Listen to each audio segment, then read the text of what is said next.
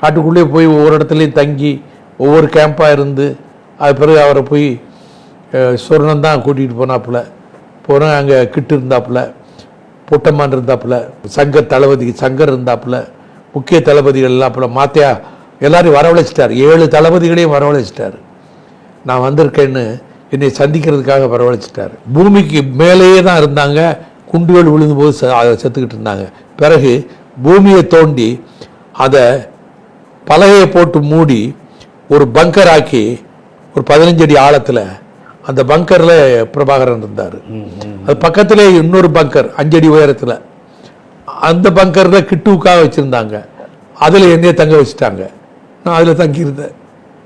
எனக்கு 3 பேர் செக்யூரிட்டி எந்த நேரமும் பக்கத்திலே இருப்பாங்க.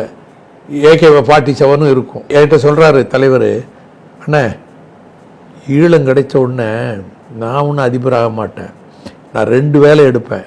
ஒன்று, போரில் உயிரிழந்தவர்களுடைய விதவைகளை காப்பாற்றுறதுக்கு, கைகால் இழந்தவங்களுக்கு நிவாரணம் செய்கிறதுக்கு, ஒரு கப்பல் படை ராஜராஜ சோழன் நினைவாக ஒரு கப்பல் படை அமைக்கிறது. இதுதான் என்னுடைய நோக்கம். இதைத்தான் நான் செய்வேன். மாத்தியா மாதிரி ஆள்கிட்ட பொறுப்பை ஒப்படைச்சிட்டு போயிடுவேன். இது அவர் சொன்னது.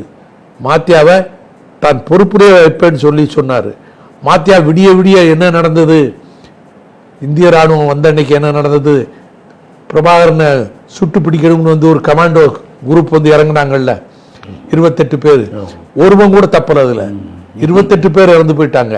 அதில் குண்டு பாஞ்சி தான் பொட்டமானுக்கு ஒரு குண்டு பாஞ்சி ரொம்ப நாள் ட்ரீட்மெண்ட் எடுத்துக்கிட்டு இருந்தார். அது பிறகு 23 நாள் அவர் அங்கே இருந்திருக்கு.